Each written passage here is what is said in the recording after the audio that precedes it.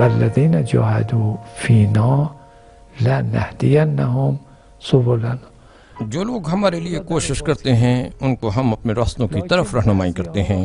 خدا نے بعض افراد کے لیے دروازہ کھول دیا ہے، لیکن بعض لوگوں کے پاس پہلے کہ وہ کوئی خاص کام انجام دیں ان کی کچھ خصوصیات ہوتی ہیں، کچھ صفات عالی ہوتی ہیں، ان کی اپنی ایک خاص حالت ہوتی ہے. صفات الہی کے خزانے سے دست غیب کے ذریعے کچھ ان کے وجود میں منعکس ہو چکا ہوتا ہے. یہ کچھ نہیں ہے سوائے الطاف و محبت الہی کے. یہ خدا کا ارادہ ہے. کائنات میں ایک ارادے اور ایک مشیت سے زیادہ کچھ بھی نہیں ہے. پس پردہ رہنے والے اولیاء کو خدا تعالیٰ کے علاوہ کوئی نہیں پہچانتا. ان کے نہ پہچانے جانے کی دلیل کو مولا نے فرمایا ہے کہ اجسامہم فی الدنیا و ارواحہم فی الآخرہ.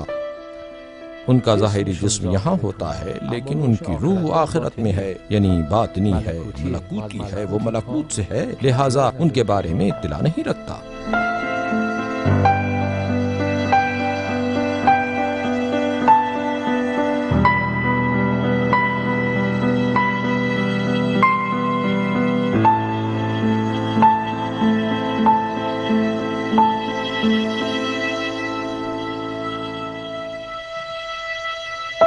پیدائش آغاز ہے مادی زندگی کے راستے پر قدم رکھنے کا. سن 1916 شہر فومن سے آیت اللہ العظمی محمد تقی بہجت رحم اللہ کے لیے جو سفر شروع ہوا بالکل ایسا ہی سفر تھا جیسا ہر بڑے بزرگ و بندے خدا کی زندگی کا سفر ہوتا ہے. اس سفر کا آغاز بھی ایک دلچسپ قصے سے ہوتا ہے جو سننے کے لائق ہے.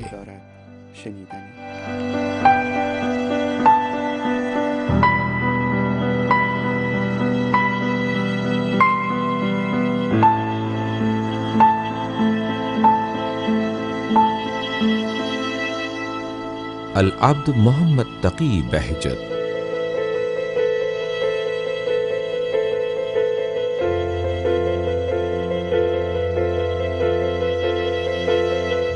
یہ ڈاکومنٹری اس عبد الہی کی پہچان کا ایک سفر ہے. فومن دوسرے تاریخی شہروں کی طرح مشکلات و پریشانیوں سے گزرا ہے.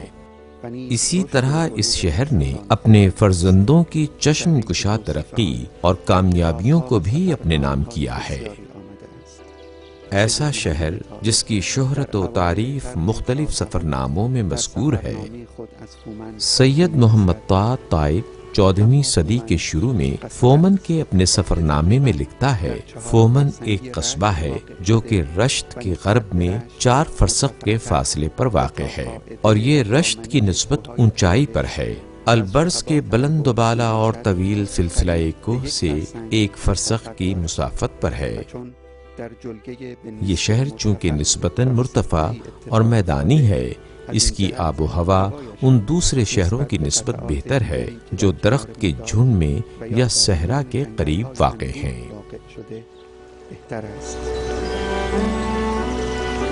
آیت اللہ العظمی بہجت کے والد مرزا محمد بہجت فومنی بہت مذہبی، مشہور اور صاحب ذوق شخصیت تھے.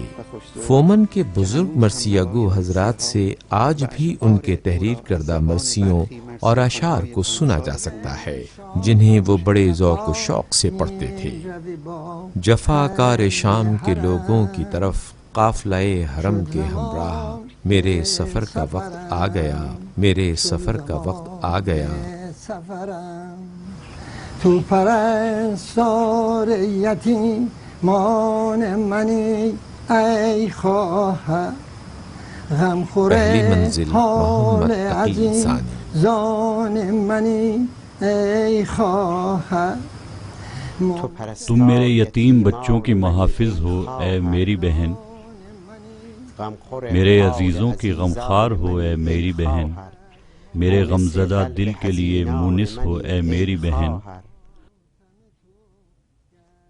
تیرے ماتم سے بہجت غم سے نڈھال ہو کر میرا نوحہ پڑھنے والا بن گیا ہے. یہ شعر ان سینکڑوں اشعار میں سے ہیں جو حضرت آیت اللہ العظمیٰ بہجت کے والد جناب محمود کربلائی بہجت مرحوم نے امام حسین علیہ السلام کے عزیزوں، ساتھیوں کے بارے اور اسیران شام کے بارے میں لکھے ہیں.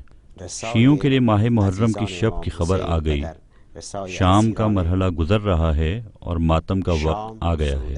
شیعه شوید با خبر ماه محرم رسید نوبت شادی گذشت موسم ما. کبھی ایسا بھی ہوا کرتا تھا کہ لوگ مختلف جگہوں سے آیا کرتے تھے، قریبی شہروں سے لوگ آتے، ان کے اشعار، مرثیوں اور ائمہ کے بارے میں اشعار کو حاصل کرتے تھے. زہر طرف راہ رو کردند بر ویشتن چه از دیار عرب چه زنگبار فرنگ. میں ان کے پاس جایا کرتا تھا اور میں ان سے مرثیہ لیا کرتا تھا. خسرو دین را جهان تنگ زهر. پھر میں مساجد وغیرہ میں جاتا اور ان کا لکھا ہوا مرثیہ پڑھتا تھا، کیونکہ اس زمانے میں تعلیم عام نہ تھی. خوی شد تلخ برون شهریار آب همه. وہ زیادہ تر ایک گوشہ میں بیٹھ کر مرثیہ نویسی کیا کرتے تھے، لوگوں کے نکاح نامے بھی لکھا کرتے تھے. جو لوگ ایک دوسرے کو قرض دیا کرتے تھے ان کے لیے وثیقہ نویسی کیا کرتے تھے. مجھے اچھی طرح سے یاد ہے وہ ہمیشہ کالی رنگ کی لمبی کبا پہنے رہتے تھے. اس زمانے میں جو لوگ تعلیم یافتہ ہوتے تھے اور شہرت رکھتے تھے وہ لمبی کبا پہنا کرتے تھے. ان کے ہاتھ کی لکھی تحریریں ابھی تک باقی ہیں اور بے حد خوشخط ہیں. اس زمانے میں کیونکہ سبد اسناد کا کوئی محکمہ نہ تھا، اس لیے شہر کے لوگوں کے درمیان جو بھی معاملات ہوتے لوگ انہی کے پاس آتے اور جناب محمود بہجت پورے شہر میں طے پانے والے معاملات کو تحریر کرتے اور ان پر دستخط کیا کرتے. یعنی جناب محمود اس شہر کے سب سے زیادہ قابل اعتبار شخص تھے. یہی وجہ تھی کہ لوگ اپنی لڑائی جھگڑوں کے فیصلوں کے لیے ان کے پاس جاتے تھے اور وہ لوگوں کے درمیان صلح کروا دیتے تھے. سید محمد طائب کا 14ویں صدی کے آغاز میں لکھے جانے والا سفرنامہ. فومن قصبہ 2 حصوں اوپری محلہ یعنی محلہ بالا اور نچلا محلہ یعنی محلہ زیری میں تقسیم ہے. ان 2 محلوں کے درمیان ایک بازار اور میدان ہے جس کا نام سبز میدان ہے. نچلے محلے کے رہنے والے اشراف، مالکان اور علاقے کے خوشحال لوگ ہیں، جبکہ اوپری محلے کے لوگ زیادہ تر کمزور اور مزدور ہیں. مرزا محمود بہجت کا تندور بھی فومن کے اوپری محلے میں واقع تھا. اس سے پہلے اور جوانی میں انہوں نے بہت مشکل اور سختی میں دن گزارے تھے. قاجار حکومت کے آخری زمانے میں ہمارے علاقے میں انتہائی مہلک وبا پھیل گئی، جس کی وجہ سے بہت زیادہ لوگ مارے گئے. حتیٰ کہ بعض کہتے ہیں کہ بیماری کا یہ حملہ اتنا شدید تھا کہ اسی فومن میں شاید انگشت شمار افراد ہی باقی رہ گئے تھے اور وہ بھی دوسرے علاقوں کی طرف فرار کر گئے تھے. فومن پر وبا کا حملہ اتنا شدید تھا کہ شہر ہر طرح کے جاندار سے خالی ہو گیا. بے جان تصویریں شہر میں جا بجا بکھری پڑی تھیں. تقریباً 20 سال تک یہ بیماری فومن پر حملہ آور رہی اور کوئی اس کے حملے سے بچ نہ سکا تھا، کسی کو بھی امان نہ تھی۔ کہتے ہیں کہ پہلے بھی یہ مصیبت لوگوں کے دامن گیر ہوئی تھی اور لوگوں میں سے جس طرف کسی کا منہ ہوا بھاگ گیا تھا، جو کوئی شہر میں رہ گیا وہ مر گیا، مگر یہ کہ کسی معجزے سے یا دعا کے توسل سے اس کی جان بچ گئی۔ پورے گیلان میں ماتم برپا تھا۔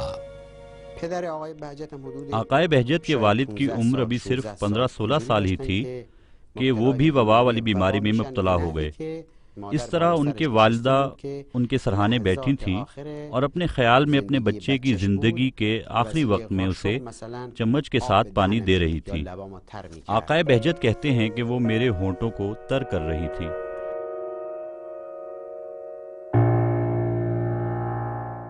ان کی والدہ سمجھی کہ ان کا بچہ مر گیا ہے، لیکن میں خواب اور بیداری کے درمیان عالم میں تھا کہ میں نے ایک آواز سنی، اور وہ آواز یہ تھی کہ اس کے بارے میں پریشان نہ ہو کیونکہ یہ محمد تقی کا باپ ہے۔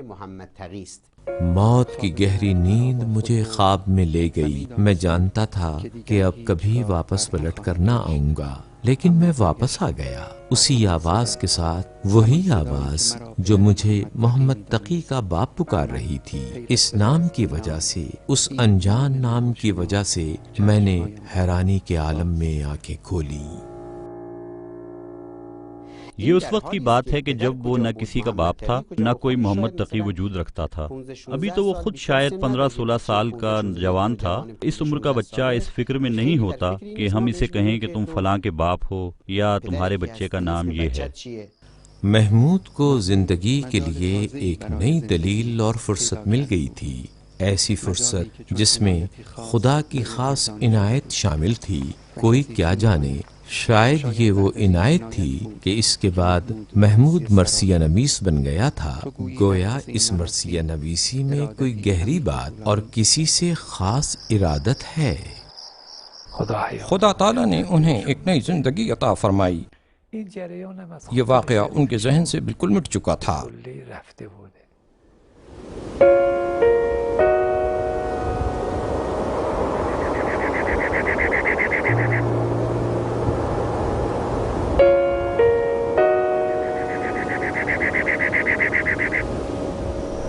سلام مرزا. أنكحت موكلتي طاهرة سادات مجيدي درشي بتوكيل وإذن أبيها لموكلك محمد خليلي على المهر المعلوم.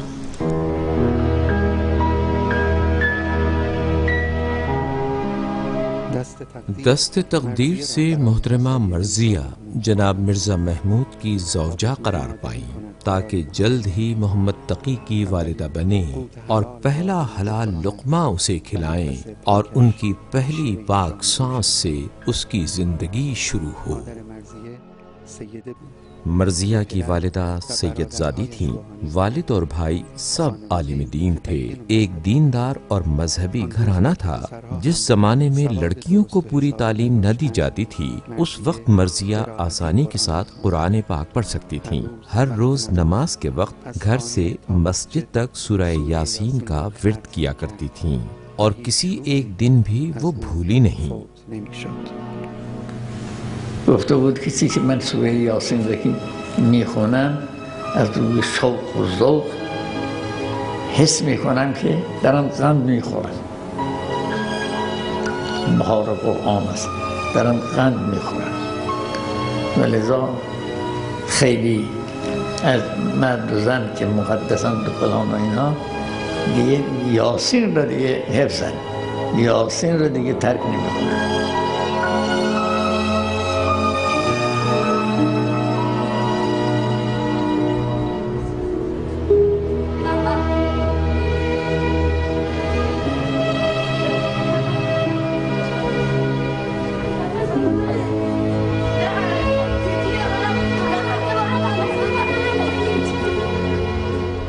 مرضیہ اور مرزا محمود کی زندگی کے چند سال گزر گئے۔ ان سالوں میں خدا تعالیٰ نے انہیں 3 بچے عنایت کیے، لیکن ابھی تک محمد تقی نے ان کے گھر میں آنکھ نہ کھولی تھی۔ کیا مرزا کی خواہش نہ تھی کہ وہ محمد تقی کا باپ بنے؟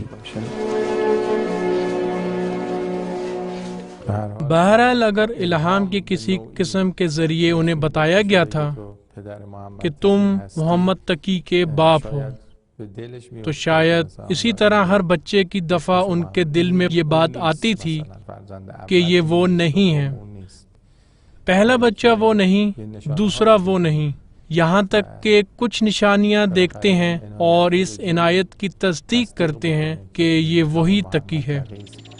اب اتنے سالوں میں مرزا کی آنکھوں کے سامنے سے ہر چیز اور ہر طرح کے حالات گزرے تھے، بیماری، موت عزیزان، بشارت اور زندگی۔ شاید تقدیر کچھ علاماتوں کے ساتھ چلتی ہے تاکہ اپنے چوتھے بچے کا نام محمد تقی رکھیں۔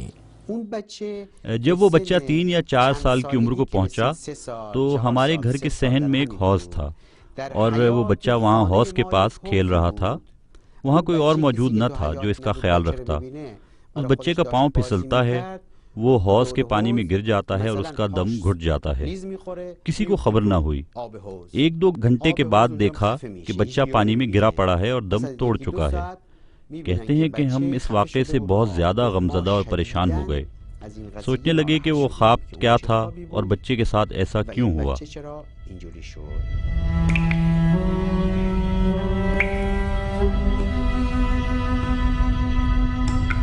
ایک دن تمہیں بشارت دی جائے گی کہ تمہارے لیے کوئی عنایت ہے، اور وہ عنایت ایک بیٹا ہے بنام محمد تقی۔ پھر ایک دن اس عنایت و بشارت کو ایک ہی مرتبہ تم سے واپس لے لیا جائے گا۔ ایک عزا کی چادر تمہاری گردن کے ساتھ باندھ دی جائے گی تاکہ تم ہمیشہ کے لیے اسی محمد تقی کے عزا و ماتم میں بیٹھ جاؤ۔ محمد تقی چلا گیا اور کوئی کیا جانتا ہے کہ یہ مصیبت کیا ہے جس کے ذریعے ان کا امتحان لیا جانا ہے۔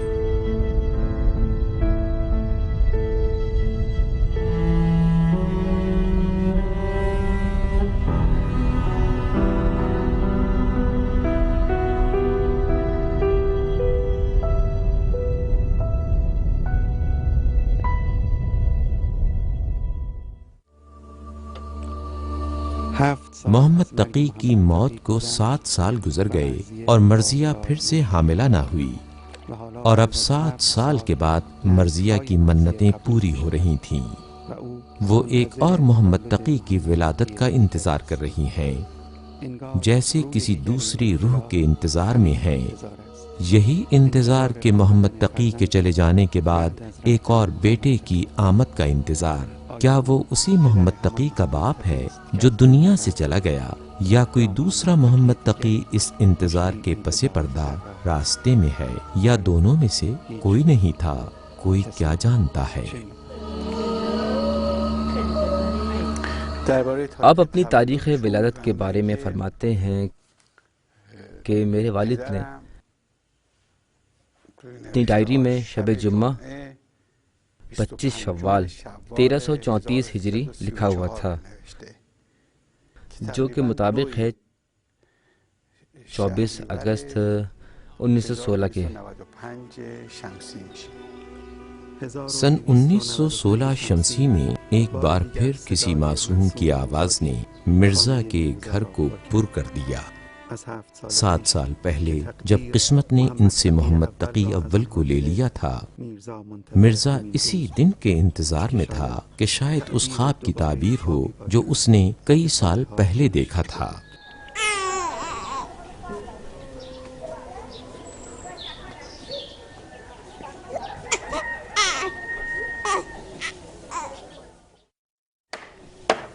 بارہ 1295 شمسی وہ سال تھا جب مرزا کی تحریک کو شروع ہوئے ابھی 2 سال ہوئے تھے۔ ابتدائی دنوں ہی سے فومنات، جو کہ اس تحریک کا اصل مرکز تھا، یہاں کے لوگ غربت اور فقر کی وجہ سے تنگ آ کر اپنے دار و نادار کے ساتھ مرزا کوچک خان جنگلی کی مدد کے لیے اٹھ کھڑے ہوئے تھے۔ پہلی عالمی جنگ میں ظالم روسی افواج شکست کھا رہی تھیں۔ یہ ایسی جنگ تھی جس کا کوئی اختتام نہ تھا۔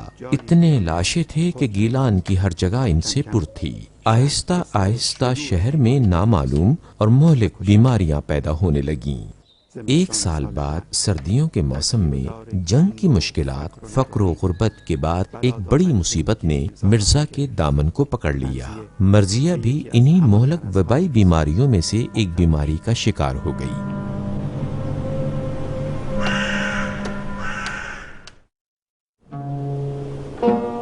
کچھ مدت کے بعد اس کی بیماری شدید ہو گئی۔ یہ ایسی مہلک وبائی بیماری تھی کہ جو شیرخوار محمد تقی پر بھی اثر انداز ہو سکتی تھی اور وہ بھی اس بیماری میں مبتلا ہو سکتا تھا۔ لیکن قسمت یہ تھی کہ محمد تقی ماں سے یہ بیماری نہ لے۔ مرزیہ صرف 28 سال کی عمر میں جوان ہونے کے باوجود اس بیماری کا مقابلہ نہ کر سکی اور شکست کھا گئی۔ اس کی موت کے بعد ایک شدید طوفان نے مرزا کی زندگی کو تہس نہس کر دیا۔ جس طوفان نے مرزیہ کو بھی اس سے چھین لیا، اس کے بعد اب مرزا کو اس زندگی کا بھاری وزن اپنے کندھوں پر اٹھانا تھا۔ مرزیہ کی غیر موجودگی، بچوں کی تنہائی اور پریشانی، سب سے زیادہ محمد تقی کی بے تابی اور گریہ کو تحمل کرنا تھا۔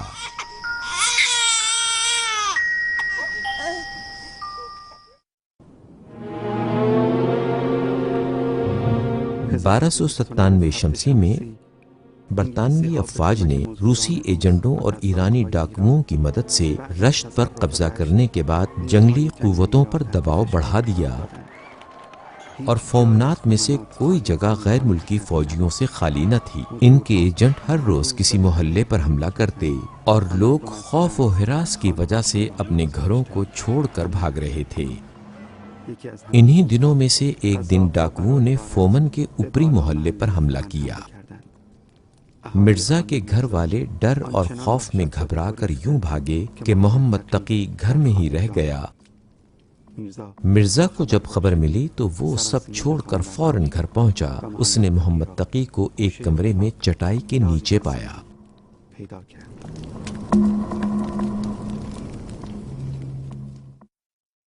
سن 1921 میں سازشوں، فریب کاریوں اور خیانتوں کی وجہ سے جنگل کی تحریک شکست کھا گئی، جس کے نتیجے میں مرزا کوچک خان جنگلی بھی شہید ہو گئے۔ ان دنوں میں محمد تقی 5 سال کا تھا اور وہ ابھی ان چیزوں کو اچھی طرح سے نہ جانتا تھا، لیکن اپنی ماں کے خلا کو پوری طرح محسوس کر رہا تھا۔ باپ جو کچھ بھی کرتا اس کے لیے یہ خلا پوری طرح سے پر نہیں کر سکتا تھا۔ محمد تقی کو مادرانہ شفقت و محبت کی ضرورت تھی۔ اللہ اکبر، الحمدللہ۔ ان کی ایک بہن تھی جو ان سے بڑی بھی تھیں، شاید 12 یا 13 سال کی بچی، جس نے ان کی تربیت کو اپنے ذمے لے لیا تھا۔ کہتے ہیں کہ میں اس وقت بہت چھوٹا تھا، شاید 4 یا 5 سال کا تھا۔ میری بہن کیاری میں پودے لگا رہی تھی، اس پر مٹی ڈال رہی تھی اور میں ان کے پیچھے چلتے ہوئے وہ تمام پودے اکھاڑ رہا تھا۔ مجھے نہیں معلوم تھا کہ وہ ایسا کیوں کر رہی ہیں۔ جب وہ آخری لائن تک پہنچ گئیں تو میں نے ان سارے پودوں سے ایک دستہ بنا کر انہیں دے دیا۔ اللہ اکبر، بسم اللہ الرحمن الرحیم، الحمدللہ رب العالمین، الرحمن الرحیم، مالک یوم الدین، ایاک نعبد و ایاک نستعین۔ وہ اپنے آپ کو اس بہن کا بہت احسان مند سمجھتے تھے۔ میرا خیال ہے کہ 1972 یا 73 میں جب ان کی بہن اس دنیا سے رخصت ہو گئیں تو آیت اللہ بہجت خود ان کی قبر میں اترے۔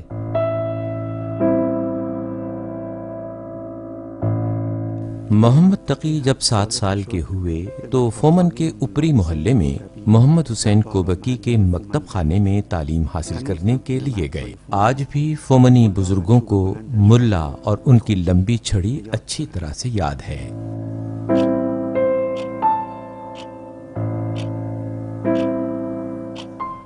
آقائے بہجت مجھ سے 1-2 سال آگے تھے،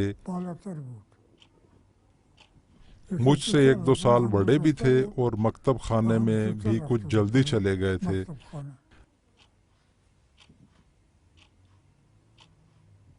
مکتب میں ایک دیوار تھی جس پر ایک تاکچہ بنا ہوا تھا۔ جب استاد نہیں آیا کرتا تھا تو وہ اس کے اوپر بیٹھ جایا کرتے تھے اور سب لڑکے لڑکیوں کو کنٹرول کیا کرتے تھے۔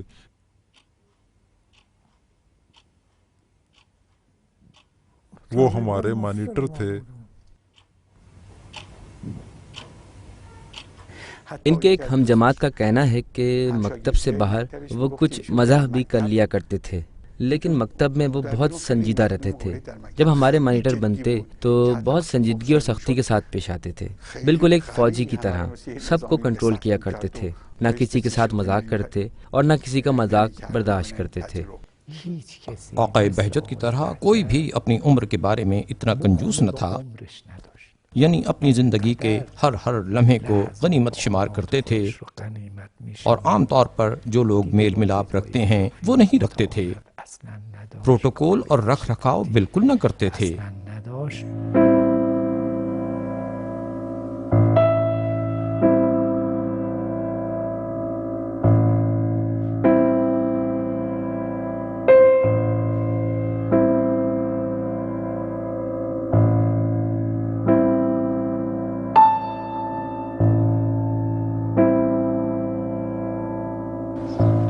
اس زمانے میں جس قدر تعلیم حاصل کرنا ضروری ہوتی تھی وہ بچے 2-3 سال میں سیکھ لیا کرتے تھے، سادہ لکھنے پڑھنے سے لے کر بوستان و گلستان سعدی تک، اور کچھ حساب و کتاب بھی یاد کر لیا کرتے تھے۔ بس تعلیم یہیں ختم ہو جایا کرتی تھی۔ ان وقتوں میں لڑکے اپنے باپ کے کام میں ان کی مدد کیا کرتے تھے، اور وہ ان چند سالوں سے زیادہ تعلیم حاصل نہیں کر سکتے تھے۔ اس سب کے بعد اس زمانے میں جتنے بھی استاد ہوا کرتے تھے، اپنے ان ڈنڈوں کے ساتھ جو وہ بچوں کے لیے رکھا کرتے تھے، بچوں میں اس سے زیادہ تعلیم حاصل کرنے کا شوق ختم کر دیا کرتے تھے۔ وہ ہمارا معلم یعنی ہمارے مکتب کا پرنسپل تھا، اس کے ہاتھ میں ایک موٹا ڈنڈا تھا اور اس کے باپ نے خوب ان کی بے عزتی کی۔ لب و دندان پر چھڑی مارنے سے کیا، میرے باغ کے پھول کو چھڑی مارنے سے کیا، شاخ ریحاں کو چھڑی مارنے سے کیا، لب و دنداں پہ چھڑی مارنے سے کیا، میرے باغ کے پھول کو چھڑی مارنے سے کیا۔ آج کے بعد سے اگر تم نے پھر چھڑی لگائی تو اس کی جان کو نہیں بلکہ میرے محبوب بہجت کو لگائی ہے۔ اس سے مراد وہ خود ہی تھے۔ اسے لے کر جاتے ہیں اور استاد جب دیکھتا ہے تو کہتا ہے کہ اچھا تو اب محمد تقی تم اپنے باپ کے پاس جا کر میری شکایت کرتے ہو۔ بہرحال اس کے بعد سے استاد اس بچے سے بہت انس و محبت رکھتا ہے اور اس پر بہت توجہ دیتا ہے۔ مکتب کے سال اور ملا حسین کے درس ختم ہو جاتے تھے، لیکن محمد تقی کا تعلیم حاصل کرنے کا شوق ختم ہونے والا نہیں تھا۔ محمد تقی کی صلاحیتیں دن بدن اجاگر ہو رہی تھیں۔ اکثر جناب مرزا اس بشارت کو یاد کرتے کہ جو کئی سال پہلے انہیں دی گئی تھی۔ تقی بھی اپنے اہل علم و ذوق والد کے ہمراہ ان کی صلاحیتوں کو خوب سمجھ رہے تھے اور سنجیدگی کے ساتھ اس کے لیے کوششیں کر رہے تھے۔ یہی بات تھی کہ وہ آہستہ آہستہ اپنے ارد گرد کے لوگوں میں ممتاز ہوتے جا رہے تھے۔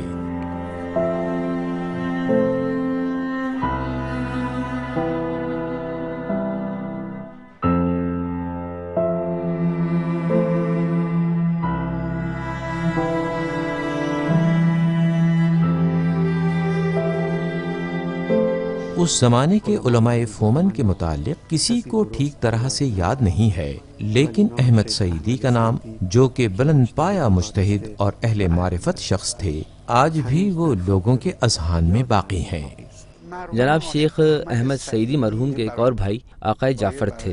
جناب جعفر رشت میں رہائش پذیر تھے، جبکہ جناب احمد کبھی رشت میں رہتے اور کبھی فومن میں ہوتے تھے۔ ان کے ایک فرزند جناب حسین سعیدی تھے. انہوں نے فومن کے اوپری محلہ میں ایک مسجد بھی بنائی تھی اور اس کے لیے کچھ اطراف میں سے وقف بھی کیا تھا.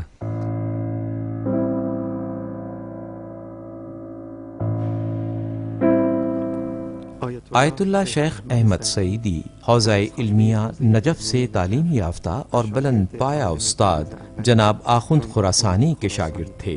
شیخ احمد محمد تقی کے لیے علم و تقوی کے عملی نمونہ تھے. اس عالم ربانی نے ان کے لیے حوزہ علمیہ اور درس دین کا چراغ روشن کیا.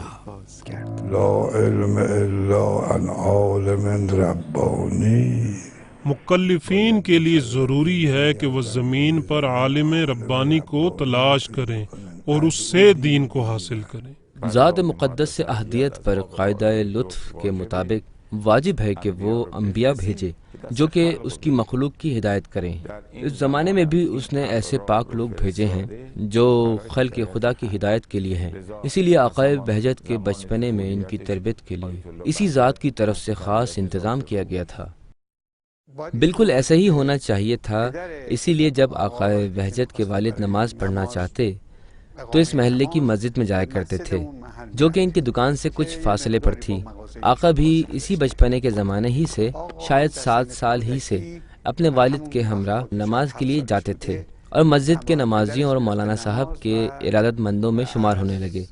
ایک مرتبہ ایک شخص نے دیکھا کہ گلی میں بہت سے لوگ کھڑے ہیں. پوچھنے لگا یہ لوگ یہاں گھر کے باہر کیوں جمع ہیں؟ وہ شمال کے علاقے میں شاید آقا کا ہم جماعت تھا. بتایا گیا کہ یہ لوگ چاہتے ہیں کہ جب آقا حرم جائیں یا مسجد جائیں تو ان کی ہمراہی کریں. وہ کہنے لگا کہ یہ کیا ہے کہ آقا نے ان میں سے ہر ایک کا شکریہ ادا کیا ہے اور خوش آمدید کہا. پوچھا کہ آقا جان آپ کیوں ان سب کا شکریہ ادا کر رہے تھے؟ ہمیں اچھا نہیں لگتا ان لوگوں کا یہاں کھڑے ہونا. اچھا نہیں ہے. یہاں ہمسایوں کے دروازے کے سامنے کھڑے ہوتے ہیں. ہمسایوں کے گھر والے یا ان کی خواتین اگر یہاں سے گزرنا چاہیں تو ان مردوں کے درمیان سے گزرنا ان کے لیے مشکل ہے. کہنے لگے اوہو میں معذرت چاہتا ہوں، مجھے معاف کرنا، میں اپنے آپ سے بے خود ہو گیا تھا. جو ہی میں نے ان لوگوں کو دیکھا مجھے یاد آ گیا کہ جب میں کوئی 10-12 سال کا تھا تو میں بھی مولانا احمد کے دروازے پر چلا جایا کرتا تھا اور وہاں باہر کھڑا رہتا تھا یہاں تک کہ وہ گھر سے باہر آتے اور مسجد تک ان کی ہمراہی کیا کرتا تھا. میں نے محسوس کیا کہ شاید یہ اسی ادب کا جواب ہے.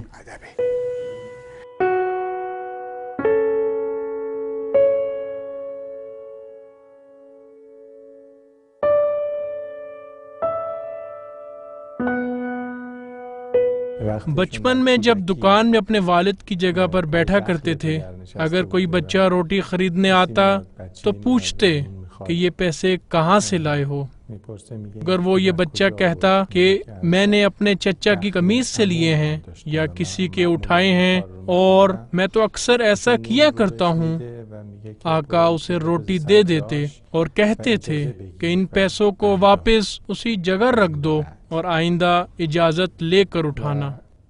یہاں یہ سوال پیدا ہوتا ہے کہ اتنی باریک بینی اور توجہ کرنے کی عادت کہاں سے آئی؟ ایسا کیوں ہے؟ خدا تعالیٰ نے ان کی ذات کو بھی ایک شفاف اور نوری ذات قرار دیا تھا اور دوسری طرف زمانے کے تمام امکانات کو ان کے اختیار میں دیا تھا اور یوں ان کے مقام و مرتبے کو بلند کر دیا تھا. میرا خیال ہے کہ ان کے والد بزرگار ابتدا ہی سے اس بات کی طرف متوجہ تھے کہ مسائل، ابتدائی اصول شریعت اور دین کی پابندی کو بچوں تک منتقل کرنا چاہیے، اور وہ یہ کام احسن طور پر کر رہے تھے. جو لوگ اس بزرگ شخصیت کو قریب سے جانتے تھے سب اس بات کی تاکید اور اس کی تصدیق کرتے ہیں کہ جب سے انہوں نے اپنے آپ کو جانا اور جب سے انہوں نے اس راستے پر قدم رکھا، اس مادی دنیا کی آخری سانسوں تک وہ مستقیم رہے اور استقامت کرتے رہے. بعض اوقات ان کی فرمائشات میں سے بعنوان کنایہ یہ بات معلوم ہوتی ہے کہ مکلف ہونے سے پہلے بھی وہ کسی گناہ کے مرتکب نہیں ہوئے تھے.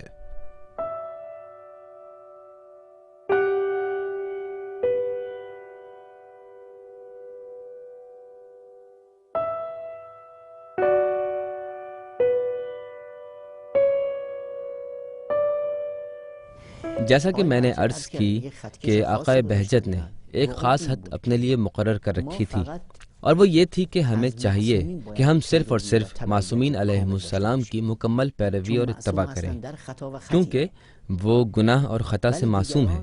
دوسروں کے بارے میں اگر ہم جانتے ہوں کہ وہ گناہ سے معصوم ہیں، لیکن پھر بھی ہم اتنی آسانی کے ساتھ یقین سے نہیں کہہ سکتے کہ وہ خطا سے بھی معصوم ہیں۔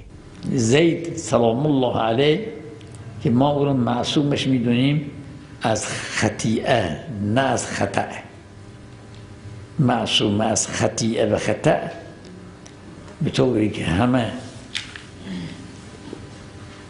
درست تاریخ دان باشن قبول خواهند کرد. همین 14 معصوم همینا هستن، اما غیر اینها باید یکی یکی حساب بکنیم. پیغمبرهای سابق اولوالعزم چرا مقام عصمت تک پہنچنا صرف انبیاء و ائمہ علیہم السلام کے لیے منحصر نہیں ہے، راستہ کھلا ہوا ہے۔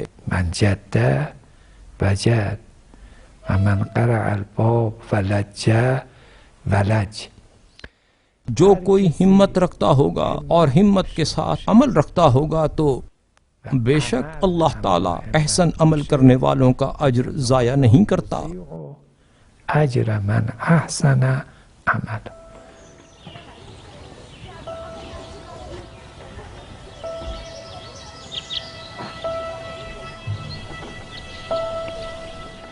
محمد تقی اپنے ایام بچپن کو یکے بعد دیگرے گزار رہے تھے، اس کے باوجود کہ ان کی بچوں جیسی معصومیت بالکل ویسی ہی تھی، لیکن اپنے ارد گرد رونما ہونے والے مسائل اور واقعات کو بہت زیادہ غور و فکر اور گہرائی کے ساتھ دیکھا کرتے تھے، جس وجہ سے اپنے ذہن کو سوالات کے ساتھ پر کیا کرتے تھے، ایسے سوالات جن کا جواب فومن میں نہ تھا۔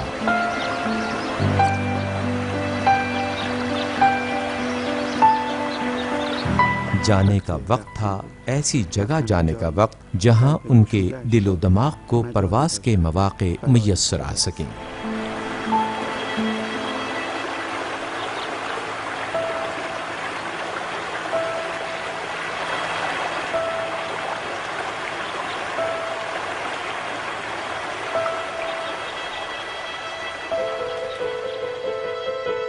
سورہ مریم کی آیہ مبارکہ 15 کا ترجمہ ہے، اور اس پر سلام کہ جس دن وہ دنیا میں آیا اور جس دن وہ مر جائے گا اور جس دن وہ پھر اٹھایا جائے گا۔